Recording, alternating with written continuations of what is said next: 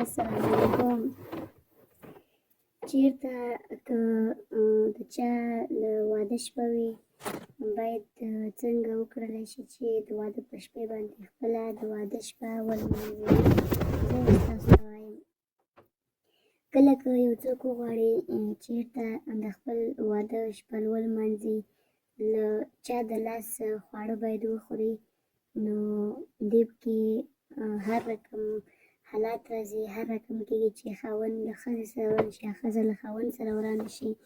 باور وکړئ په داسې حالات کې ډېرې ستونزې پېښېږي او ډېر کارونه پېښېږي. نو کوشش وکړئ که کله هم چېرته خاوند وغواړي، سړی وغواړي چې له خپلې واده په شپې باندې خپلې ښځې ته خوراک ورکړي، هغه باید د خپل پلار، د مور، د خور، د ورور، د ورېندار، د هر چا چې وي باید د لاس څیزې وانخلي او په خپلې ښځې باندې وخوري.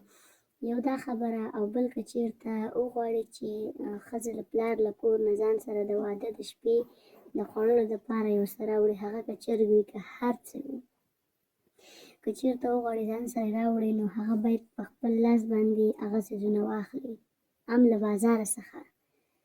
ځکه چې د واده نه بعد د واده په شپې باندې که ښځه خپل خاوند ته د چا د لاس خواړه ورکړي، نو له واده نه بعد یې ورسره رفتار بندېږي، خرابېږي، جنګ جګړې به وي، هر څه به وي.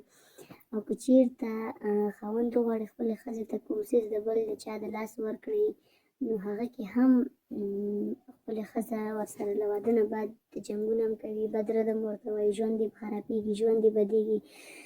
نو تاسو کوشش وکړئ که کله هم چېرته تاسو له خپلې مېرمنې سره وغواړئ، مینه وکړئ، محبت وکړئ، له واده له شپې نه یې پیل کړئ، د واده په شپې باندې خپل اودس وکړئ، لمونځ وکړئ، الله تعالی ته په زاریو شئ، ورته ووایئ چې یا الله زموږ راتلونکی ژوند ښه تېر کړي او زموږ په منځ کې کوم بده رویه پېښ نه کړي.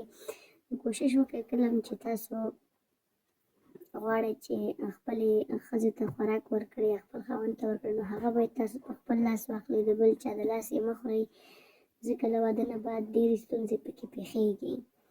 نو کوشش کوئ چې د خلکو د لاس څیزونه ونه خورئ، هر څه چې کوئ له خپلو لاسو څخه یې واخلئ. یوه دا خبره. بله دا خبره، که چېرته یو مېرمنه واده شي، له واده اوله ورځ وي، دویمه وي، یا یې ورور وي، یا یې خوښې وي، هر څوک وي، او هغه ورته ووایي چې دا سهار سره ځان ومینځي، له کوټې نه ووځي، او دا ورته ووایي چې خاوند یا داسې یا د بلې ور خبر مه منه، یا د خوښې خبر مه منه، ځکه اوس وخت کې داسې خلک شته چې یوې ور بلې ور ته شیطانت کوي. نو کوشش وکړئ که چېرته تاسو خپله هوښیاران هستئ، د خلکو خبرې درته کوي، ها ورته کوئ، خو لیکن ورته داسې څه مه وایئ چې واده نه بعد تاسو ژوند ورباندې بد شي، یا ستاسو سره خوښې خو سر خاوند بد اخلاقي در سره وکړي، ځکه ژوند به مو بد وي. نو کوشش وکړئ چې هر کلین له خپل زړه ومنئ او له خپل زړه کارونه وکړئ. نو کوشش کوئ چې هېڅکله هم له چا خبره مه منئ او مه له چا په خبرو باندې تېروځئ. نو دا به د نن ورځې